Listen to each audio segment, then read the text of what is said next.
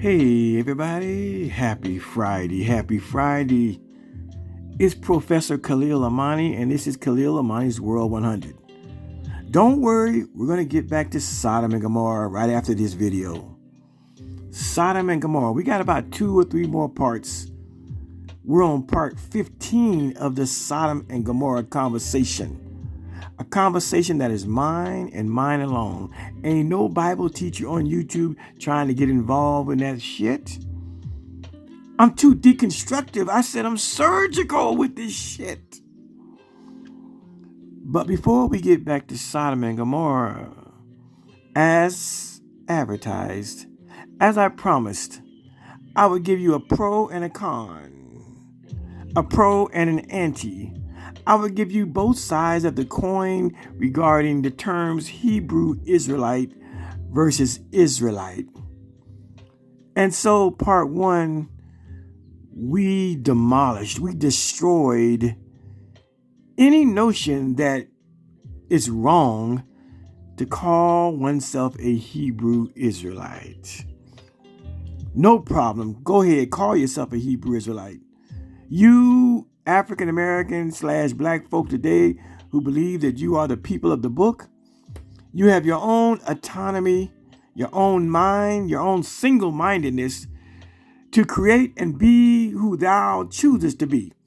You are not beholden and you are not bound to what niggas 3,000 years ago used to call themselves. That was their time. That was their day. They were no gods. They were not in charge of names and who people are going to be called. They did their thing. They're dead in the grave. And now it's your turn, black man and black woman in the 21st century. You want to be a Hebrew Israelite? Instead of an Israelite, be that. You are not beholden to what your ancestors called themselves. Where is that shit written in the Bible? That you must call yourself what they call themselves. Show me that scripture.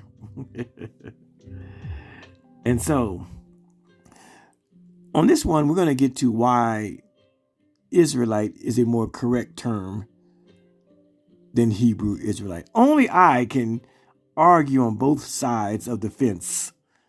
Because I understand the whole 100%. I understand the whole picture. I see the big picture. Whereas niggas like Israel Doctrine, they're brainwashed to one particular side. Yeah. And so the first part of this would be called the deafening silence. You know what the deafening silence is? Deafening silence is what they call an oxymoron. An oxymoron is 2 words that don't quite go together. 2 words that are the opposite of one another. 2 words that are the very juxtaposition of one another.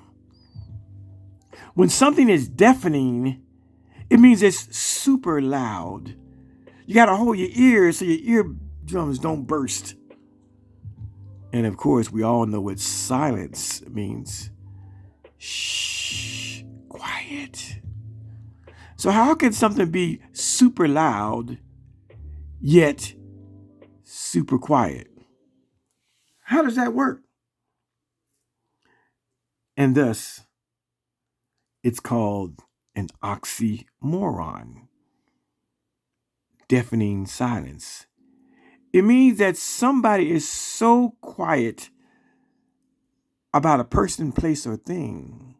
They're so tight-lipped and so mum-mouthed and so church-mouse quiet that in that quietness, in that silence, it screams at us. My God, why is he so silent? It becomes very loud. Silence becomes loud, or silence becomes deafening.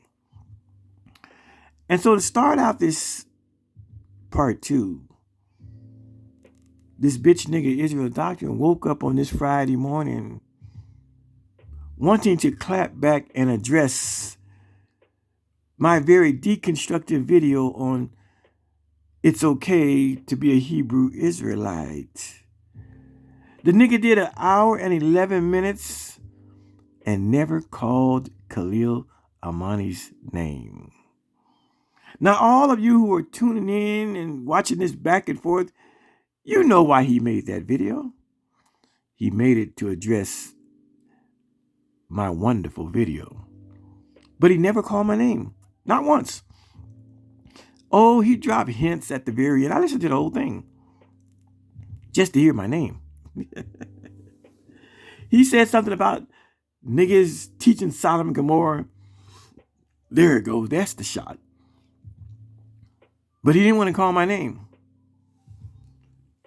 And so he did 1 hour and 11 minutes of deafening silence on Khalil Amani. He didn't take my video and point by point dismantle it because he couldn't. Kudos to Khalil Amani.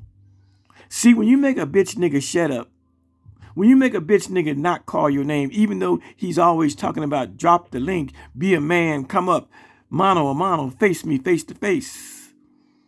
That's why I don't have to. See, this is an example of why I don't have to take his link and come up on his platform.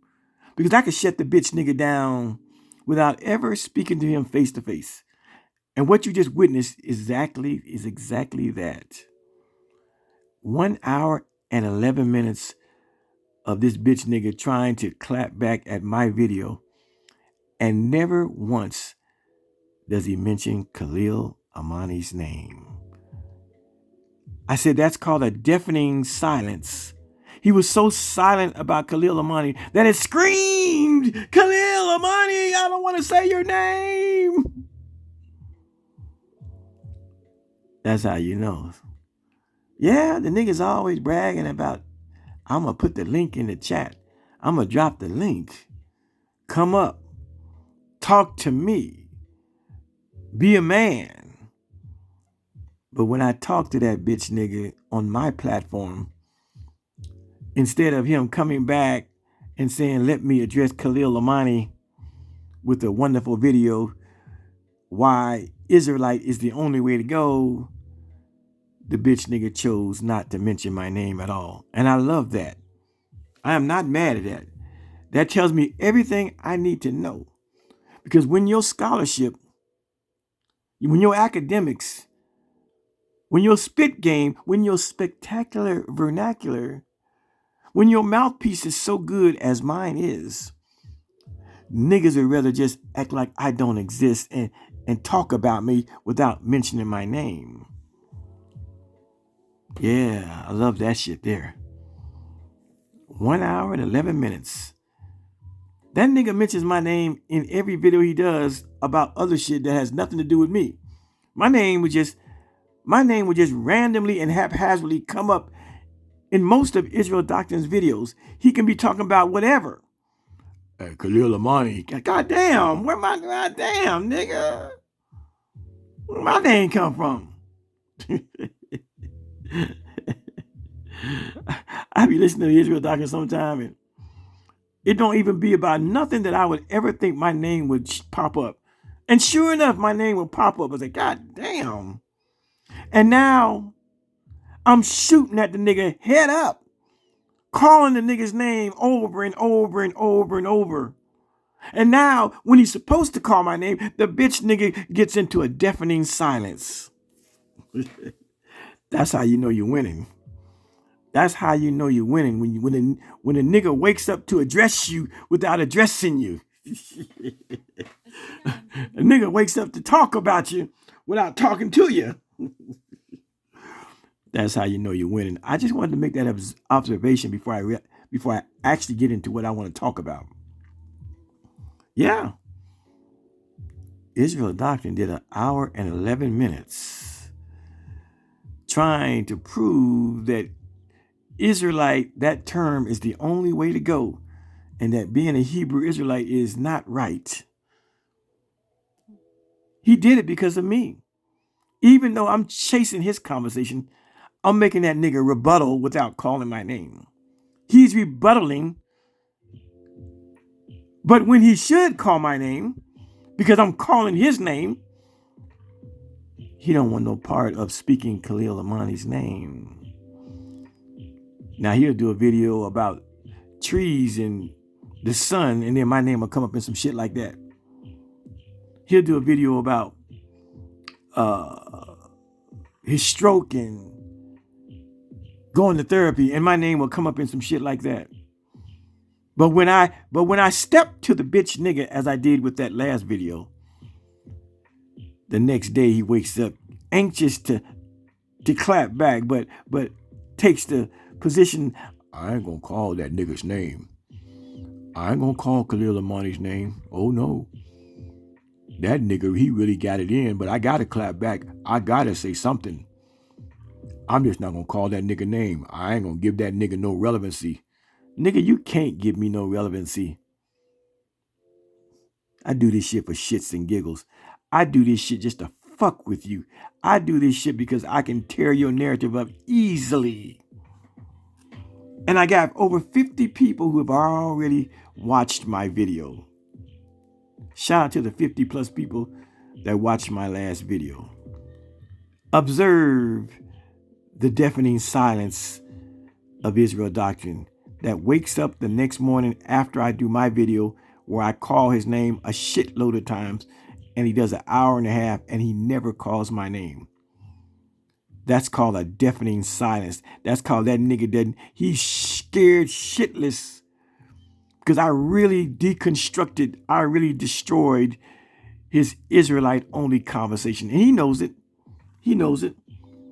And so when it comes to this Israelite versus Hebrew Israelite conversation, when it comes to Khalil Amani, he'd rather just act like I don't exist, because he don't want me to gain any more points, any more ground. I'm gaining ground because I'm coming with the truth.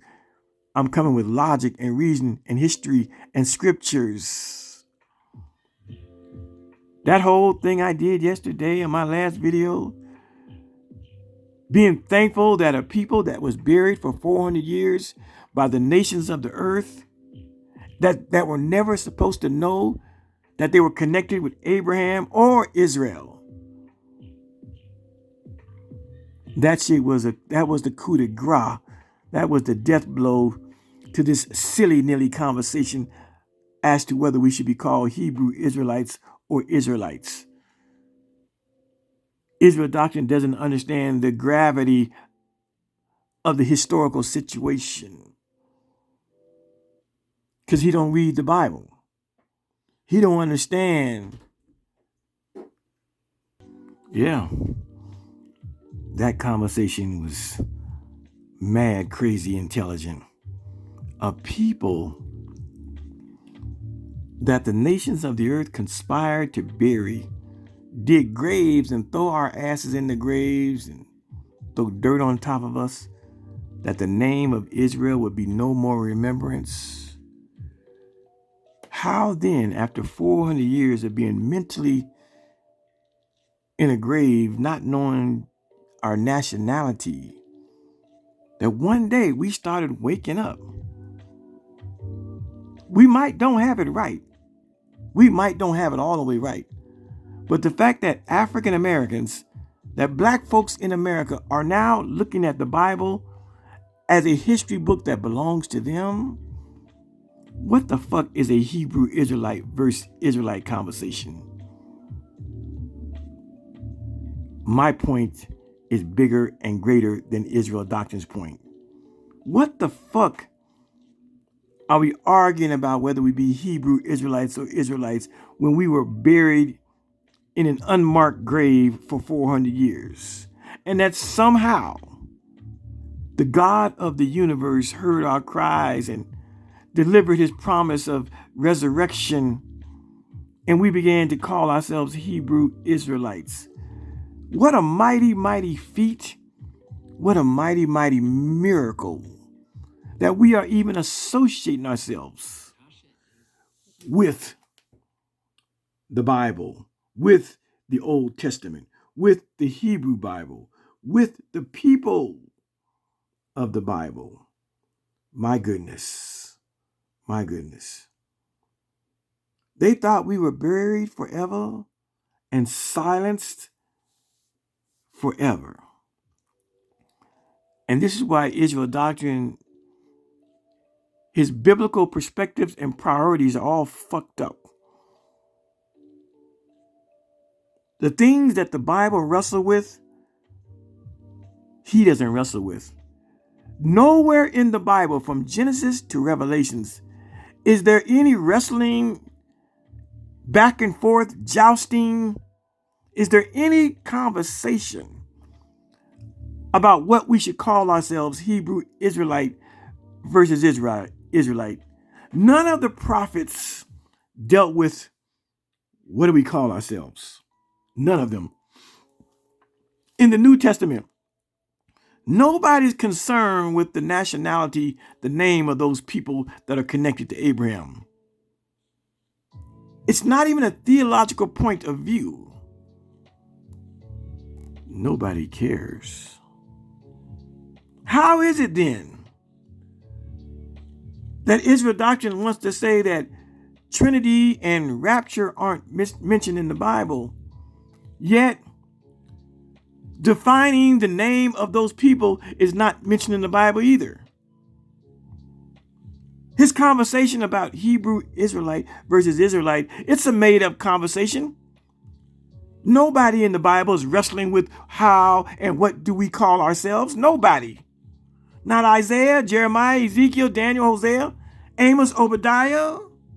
Not Moses or Joshua. Nobody wrestled with what do we call ourselves once we are free and up out of Egypt. Nobody wrestled with that. There is no polemic. There is no argument in the 66 books of the Bible wherein they're making a conversation or a subject or dealing with what do we call the people that are related to Abraham. It's the conversation is not mentioned.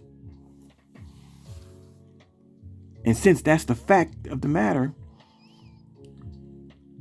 we could take this whole Hebrew Israelite versus Israelite conversation and we can file it in file 13 with Trinity not being in the Bible, with rapture not being in the Bible, with hospitality not being in the Bible. We could put this same, what do we call ourselves, Hebrew Israelite or Israelite? That's this same conversation can go in file 13 with the rest of the non-biblical issues. See how we do that? Show me in the Bible any prophet, disciple, or apostle, or elder, or preacher who takes anybody to task over a nationalistic name of a people. You won't find it. So why does Israel doctrine, of all the things he could teach in the Bible, the historicity of the ancient people and how they are related to African Americans, to black people, all that great information is in there. He chooses to harp on a subject that has no biblical precedence. Yeah, I'm wicked with this shit. I'm wicked with this shit. I said Israel doctrine is talking about a subject that the Bible doesn't talk about. Nobody cares. But the bigger and the greatest point, as I said, if Israel doctrine believes that black people, African Americans, are the original people related to Abraham, why wouldn't he be overwhelmed and awe-stricken that after 400 years, we found out who we were?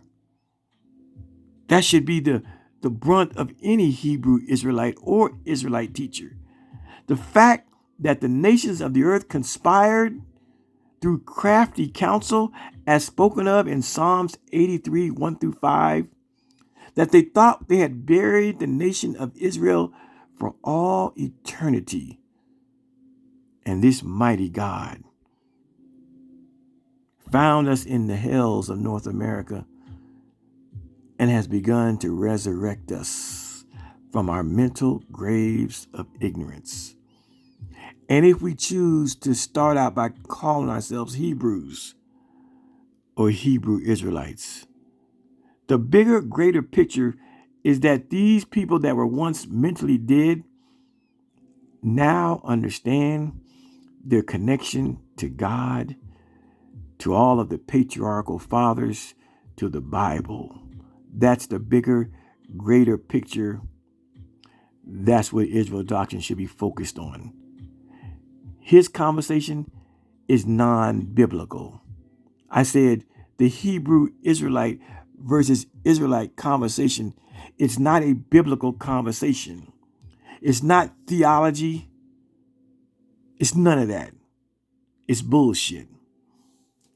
But I just wanted you to observe that the bitch nigga woke up after my video and wanting to get at me, but wanting to put me on ice by not calling my name. This is the man that's always bragging about he ain't afraid to debate nobody. He ain't afraid to talk to nobody. I'll drop the link. Come on up. Be a man. Mano a mano. This is the man that talks all that shit. And then when I go at the nigga directly in his motherfucking face, scorching with the 1.5-hour video, he can't bring himself. He can't muster up the name Khalil Amani. And it only speaks to his deafening silence of my brilliant deconstruction and recitation and soliloquy on being a Hebrew Israelite. All right. I'll start out like that. Now let's get to the juxtaposition of my other conversation. And that is why Israelite is more proper and more correct than Hebrew Israelite. I could care less what these people want to call themselves, Hebrew Israelite or Israelite. But if we are going to deal with the word Hebrew Israelite versus Israelite, I'm with that. Now, Israel doctrine has this weirdo doctrine. He has a weirdo doctrine that he believes that when Moses took the children of Israel and they left Egypt and they wandered in the wilderness for 40 years, a mixed multitude of Hebrews, Israelites, Egyptians, and other nationalities, that they wandered in the wilderness for 40 years. And when they came up out of the wilderness under Joshua, not Moses, by the way, that was a baptism. Even though the word baptism is nowhere in the Old Testament. See, he can make up words when he wants. He rejects rapture in the New Testament. He rejects Trinity in the New Testament. But then takes a New Testament word like baptism and applies it to the Old Testament people and claims that after the 40 years of wandering in the wilderness, that was their baptism. A weirdo doctrine that's not found in no religion. The Jews don't teach no shit like that. The Christians don't teach no shit like that. The Muslims don't teach no shit like that. Where did Israel doctrine get this super dweeb weird theology from, that once they left out of Egypt after 40 years, that the desert, the Sinai Peninsula, the crossing the Red Sea, or more correctly, the Sea of Reeds, that was their baptism. Look at the bitch nigga using New Testament Greco-Roman phraseology to describe what those Hebrew, what those Israelites, what those Jews went through. My goodness. I said The word baptism, baptisms, baptist, baptized, or baptized, or baptist, or baptist, or baptizing. That word is never found in any form in the first 39 books of the Bible, the Hebrew Bible, erroneously called the Old Testament. So why is this bitch nigga Israel doctrine applying a Greco-Roman Jewish, Greco-Roman word, baptized, to the Jews of the Old Testament? Again, this just shows this nigga is a hypocrite to his core. Show me the word Trinity in the Bible. Show me the word, what's the other word? Trinity, rapture. Show me the word rapture in the Bible. You can't find the words Trinity and rapture in the Bible. Well, bitch nigga, show me the word baptize. Yeah, people, that's right.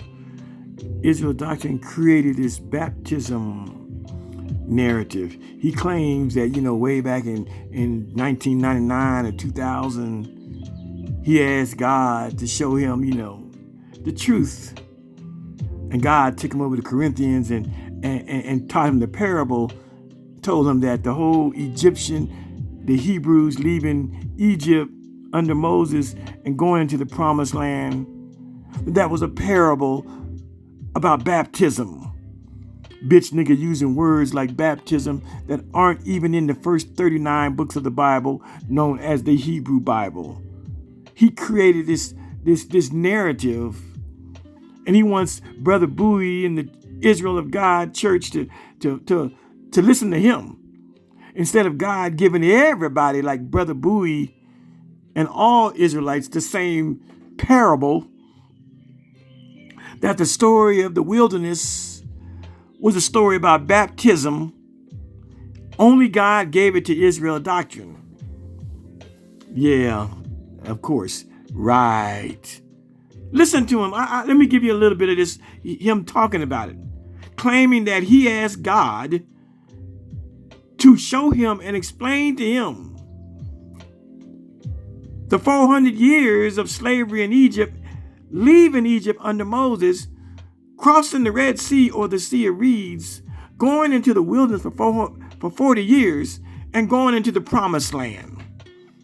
He says that was nothing but a parable about baptism, how you leave Egypt as a Hebrew, and when you get to Canaan, you become an Israelite.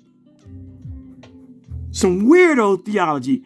Listen, let Israel doctrine say it for himself. I said, Lord, show me how to deal with this Hebrew Israelite thing. And he took me to 1 Corinthians 10 and 2. And he showed me that the Exodus was a parable. They exit from that life into a new life. And I said, thank you, Lord. And I've been standing on it ever since. But Henry Bowie don't believe in born again baptism. If I'm lying, I'm lying. Prove me lying. And don't think that I ain't got the fucking lessons to play the lessons, and you can hear him saying where he can't do certain shit.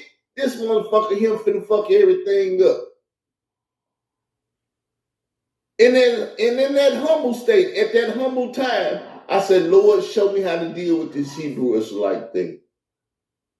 And he took me to 1 Corinthians 10 and 2. And he showed me that the Exodus was a parable. And in that humble state, at that humble time, I said, Lord, show me how to deal with this Hebrew Israelite thing. And he took me to 1 Corinthians 10 and 2. And he showed me that the Exodus was a parable. They exit from that life into a new life. You go in the water and come out the water, you born again. And in that humble state, at that humble time, I said, Lord, show me how to deal with this Hebrew Israelite thing. And he took me to 1 Corinthians 10 and 2. And he showed me that the Exodus was a parable. And there you have it. He believes that the Exodus in the Bible, the book of Exodus, was a parable. You know, why is it always these preachers, these, Reverend Chickenfoots and these so-called men of God? Why does God always, instead of giving the masses the message, why God always giving to one ignorant motherfucker on earth? And then God expects this one ignorant motherfucker like Pizzy, like Israel Doctrine, to go and spread it abroad, and everybody must listen to this one ignorant motherfucker that claims he was walking down the street. I said, Israel Doctrine was walking down the street, eating a tuna fish sandwich, and he heard the voice of the Lord. He heard the voice of the Lord. I said he wasn't running, he was walking down the street. Some of y'all know who I'm talking about. Richard Pryor, the comic Richard Pryor, he summed it up best about how these motherfuckers think, God is specifically, individually talking to them. Richard Pryor, he hit it on the head when he did this. I first met God in 1929.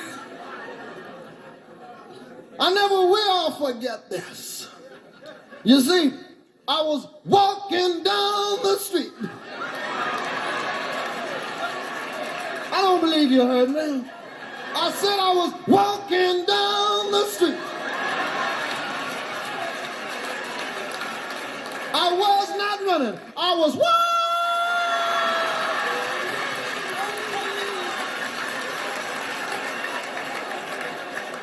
eating a tuna fish sandwich. And I heard this voice call unto me. And I knew it was the voice of God. For it came from without a dark alleyway, as only the voice of God can come. However, my brothers and sisters, I did not venture down that dark alleyway, for it might not have been the voice of God, but 2 or 3 niggas with a baseball bat. God only knows. And he wasn't talking, and I wasn't walking.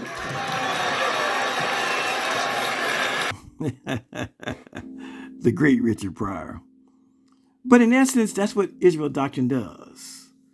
He does the old slapstick, Uncle Buck, Hucklebuck, Reverend Chickenfoot, jackleg preacher thing, talking about he asked God to show him some shit about baptism. And God turned him to 1 Corinthians. Same shit that Richard Pryor talked about. Walking down the street, eating a tuna fish sandwich. Again, how come God don't just reveal his message to everybody so we all get it? Why God got to give it to one person and he gotta fight and argue and fuss and try to convince people that leaving Egypt, going across the Sea of Reeds, aka the Red Sea, wandering in the wilderness for 40 years. Moses told to go up in the mountains and die. You can't go.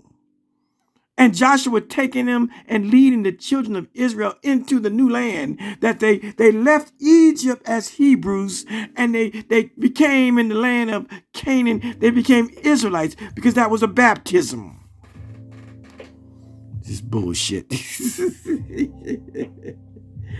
Israel Doctrine claims that what happened to the children of Israel leaving Egypt, that was a parable. That was to show him something else. That you change from Hebrew to Israelite. That's why we don't call ourselves Hebrew Israelite. Don't worry, y'all. I'm going to get to the why you shouldn't call yourself Hebrew Israelite. I got a whole hour. But I wanted to start this first. I don't know. I might even cut this off and make it another part. Who knows? But I wanted to start out by just saying that Israel Doctrine got his Richard Pryor on because he asked God to show him.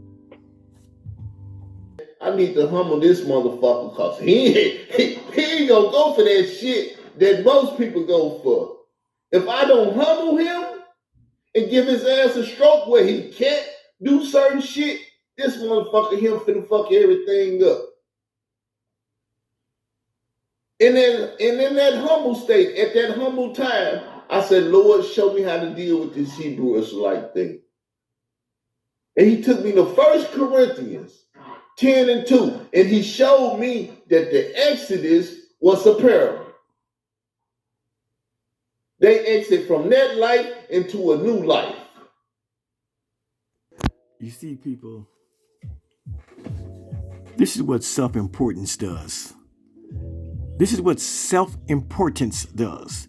This bitch nigga thinks that God, in his infinite wisdom, in controlling the universe, worlds seen and worlds unseen, universes and galaxies and Milky Ways beyond our imagination,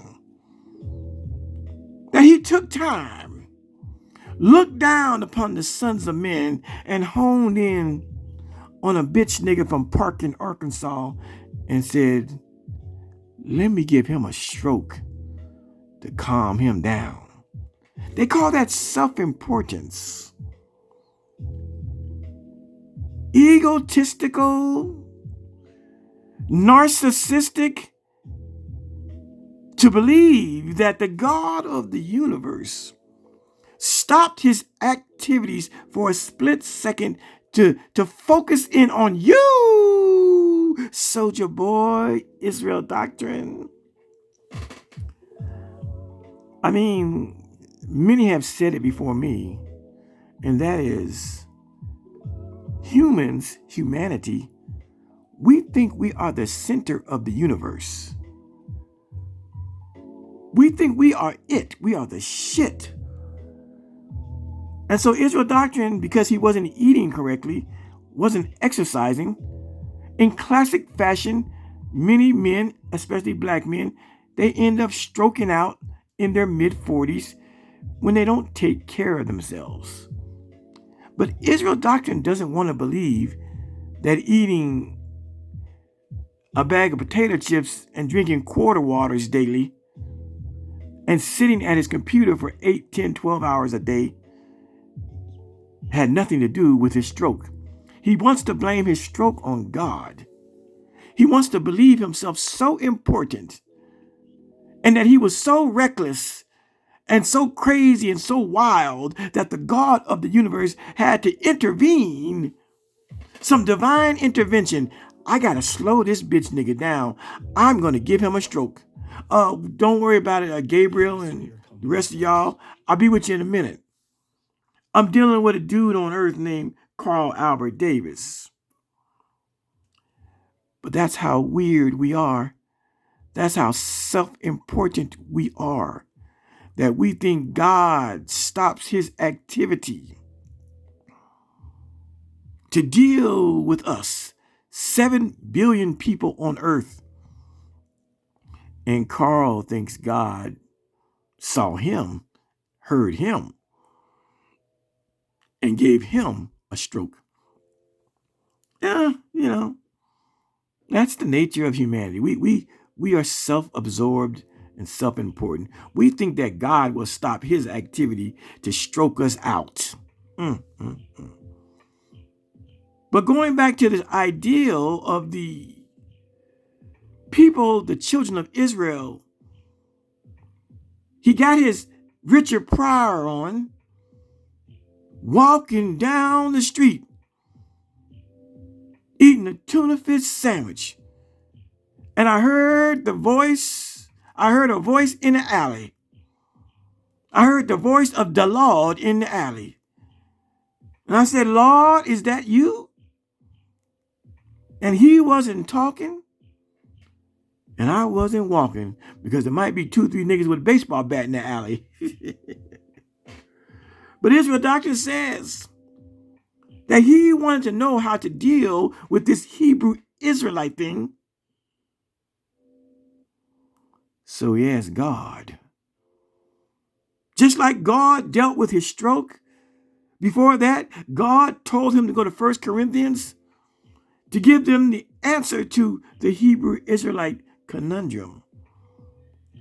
And he realized that the story and the narrative about the Hebrews leaving Egypt, wandering in the wilderness for 400 years, it was a parable about baptism. This nigga's theology is a concoction of a whole lot of bullshit.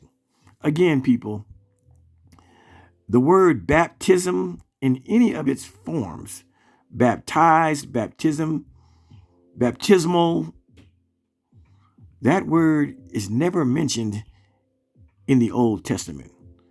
We don't come across this strange word baptize or baptism until we get to the New Testament in the book of Matthew. Why is it that baptism is a Johnny-come-lately in the Bible?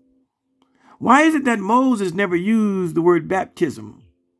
Why isn't that there is no commentary where Moses says we leave as Hebrews and we enter as Israelites? Why isn't there any commentary from Joshua who actually took them into Canaan, the land filled with milk and honey? Why isn't there any commentary in the Bible where Joshua says we left Egypt as Hebrews, but we entered the promised land as Israelites? There is no commentary to suggest that after 40 years, they stopped looking at themselves as Hebrews and became Israelites.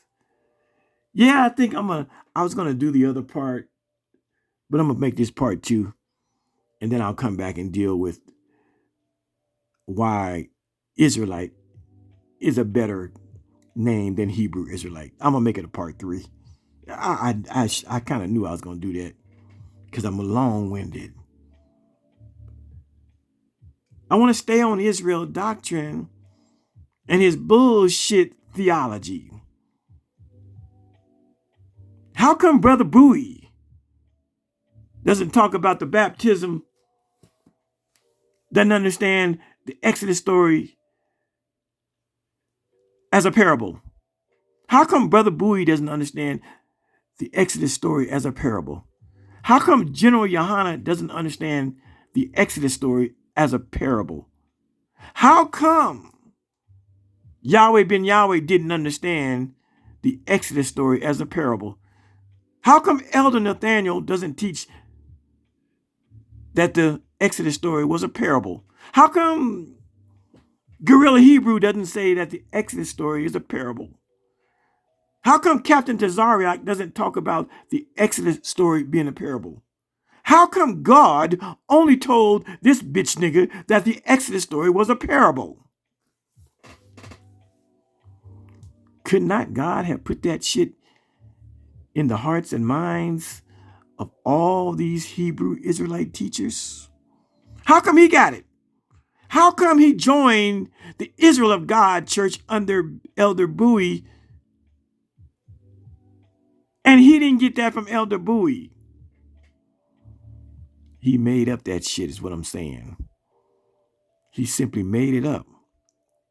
And how come the word baptism isn't in the Old Testament? You want to talk about the Trinity not being in the Bible? You want to talk about rapture not being in the Bible? I talked about hospitality not being in the Bible.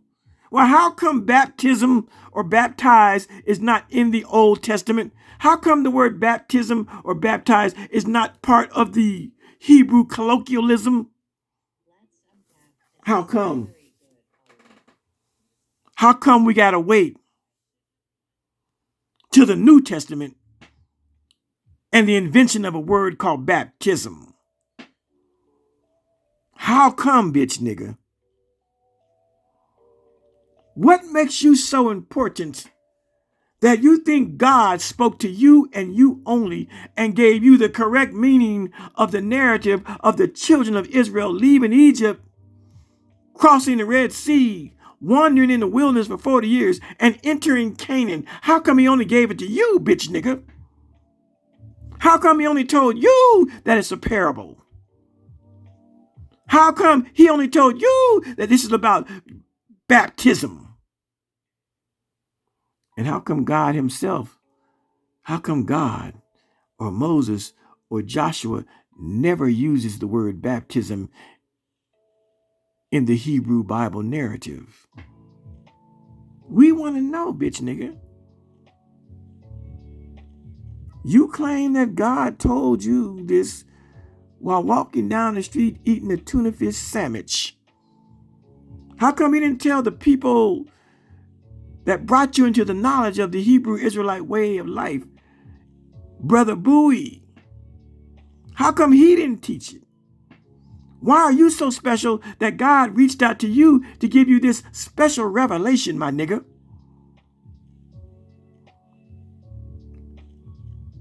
And why do you think, and why does God think, that you are the one who's going to straighten out the narrative and teach the people that the Exodus was a parable? Why does God do that stupid shit?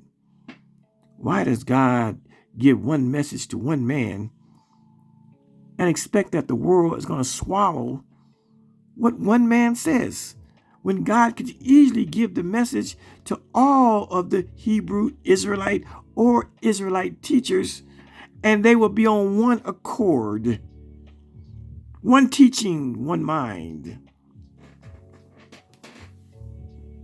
Why? I just wanted to make this video to show y'all what a phony this bitch nigga is. Can you believe a nigga actually thinks? I mean,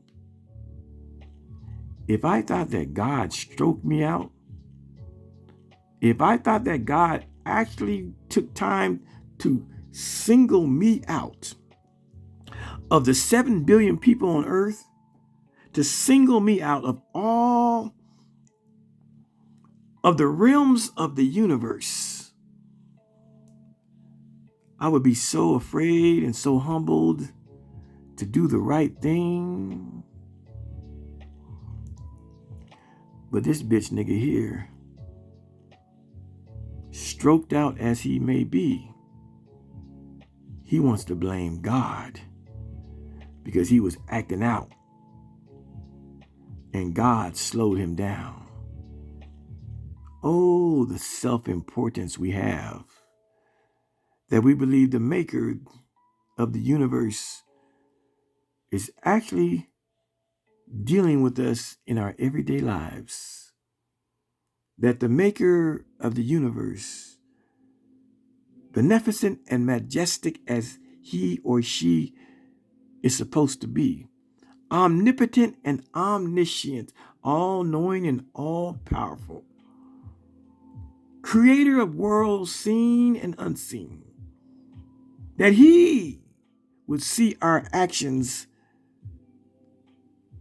in a way that makes him hurt us via a stroke. Boy, religion is a motherfucker.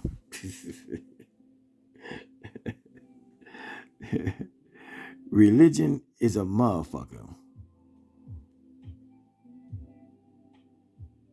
And you know, we got to be bold. You got to be a bold motherfucker to tell the world that God actually intervened in your affairs.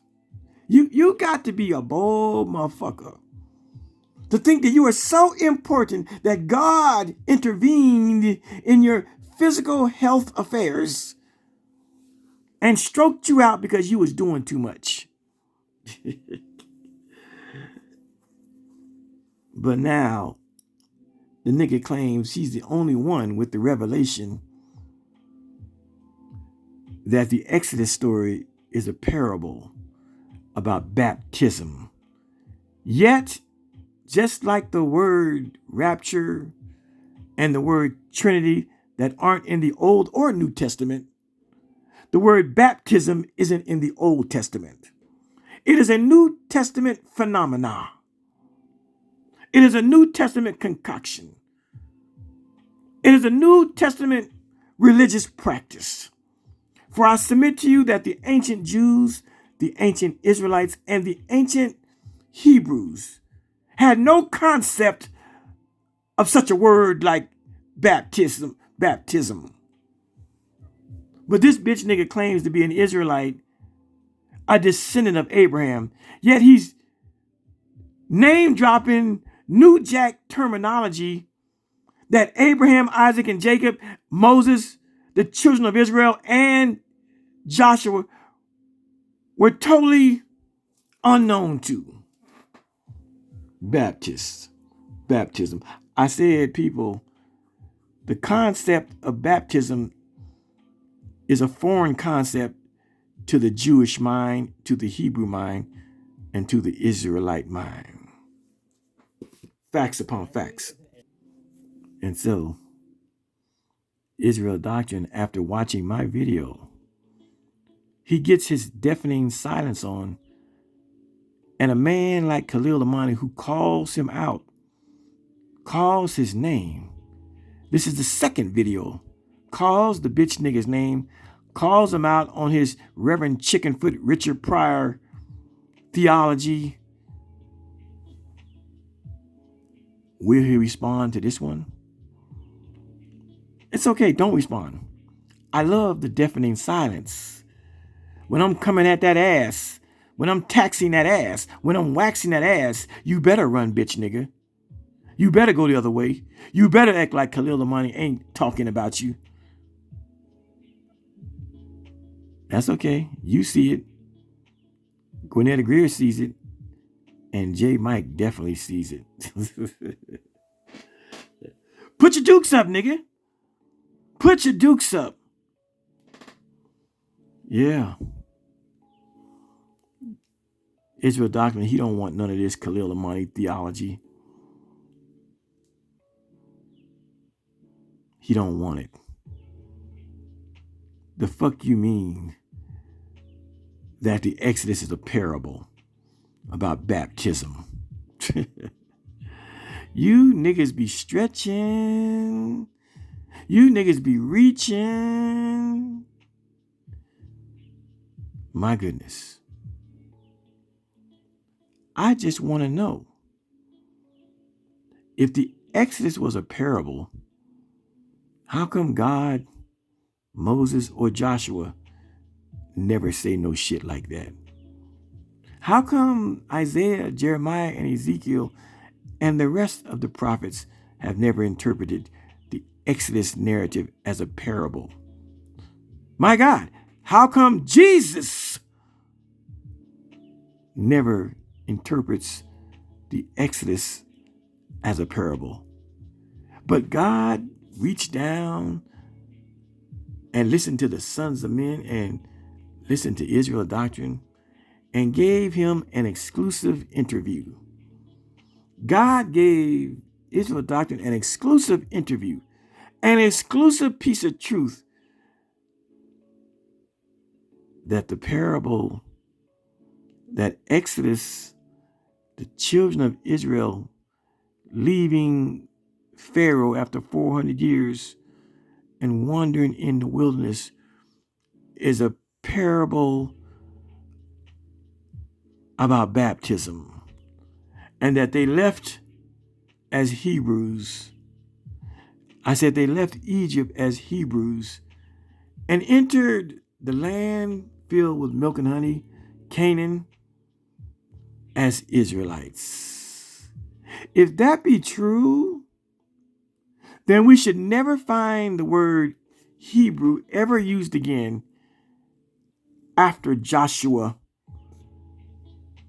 takes them into the new world, Canaan. I said, if what Israel doctrine is talking about is true, that there was a shift in their nationalistic name from Hebrew to Israelite.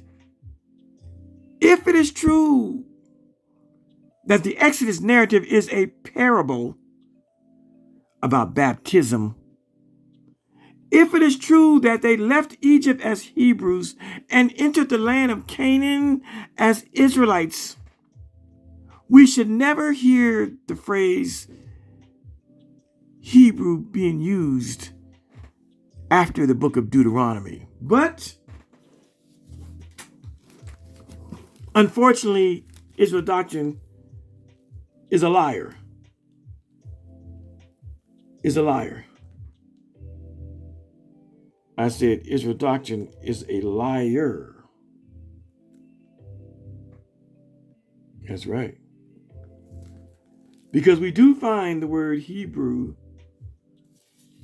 after the book of Deuteronomy. Yeah. We find the word Hebrew in books like Jeremiah, the 34th chapter. Yeah. We find Hebrews in 1 Samuel chapter 4, 1 Samuel chapter 13, 1 Samuel chapter 14, 1 Samuel chapter 29. That they remained being called Hebrews after the so-called baptism that Israel doctrine talks about. They even call the women Hebrewisses in Jeremiah 34, verse 9. Yeah. Facts upon facts. That there wasn't some great shift from Hebrew calling themselves to Israelite after Joshua takes them into the land. Oh no, that's not happening. I refuse to gatekeep. One, massaging your scalp. That's not happening. I said, that's not happening. They continually are called Hebrew in the Old Testament and even in the New Testament. Even the Apostle Paul, he doesn't view the narrative in Exodus as one of baptism, because he clearly tells us in 2 Corinthians 11 and 22, am I a Hebrew? Or are they Hebrews? So am I. So from Moses leading the children of Israel out of bondage in Egypt, to Joshua taking the children of Israel into the land filled with milk and honey, Canaan, all the way down 1,000 years later to the Apostle Paul, the word Hebrew is still being placed on the backs of the Jews, of the Israelites. So this ideal that there's a baptism, that there is a shift in nationalistic identity is bullshit. Even the Apostle Paul views himself as a Hebrew, like those same people that wandered in the wilderness for 40 years. There was no change in perception. They didn't go from nigger to colored to Afro-American to black as we did. The name and the title Hebrew stayed on their backs, was a part of their national identity from Moses all the way down to the Apostle Paul. Nobody got the message that Israel Doctrine got, that there had been a shift in the name that we're going to call ourselves. And so this bitch nigga, I'm going to close this one. Part 3, we'll talk about how Israelite is a better name than Hebrew Israelite. I get sidetracked. I get long-winded. But I just wanted to put that out there to show you how niggas, they claim that God told them shit. When God could easily, he created the universe, he could easily tell all preachers and teachers of the word of the Bible, he could have told all of them that the Exodus narrative was a parable, but he only told Israel Doctrine that bullshit. It's all about these preachers, man. They really want to be self-important. They really want to think that, God is having a personal relationship with them and them only, and God has given them sacred, esoteric, hidden knowledge that nobody else has. We've seen it time and time again. Israel Doctrine is no better than Yahweh ben Yahweh and all of the other pulpit pranksters and hallelujah hucksters who want to deceive our people by claiming that God gave them a personal revelation. I asked God to show me. I asked God to show me how to deal with this Hebrew Israelite, and he told me to go to 1 Corinthians. Nigga, please. I was acting so bad. I was acting so foolish and crazy that God had to stop what he was doing and pay attention to me. He had to pay attention to me, and God gave me a stroke to slow me down. Nigga, please. All right, y'all. We'll come back on part 3 of this here, and then we're going to go back to our Sodom series. Peace.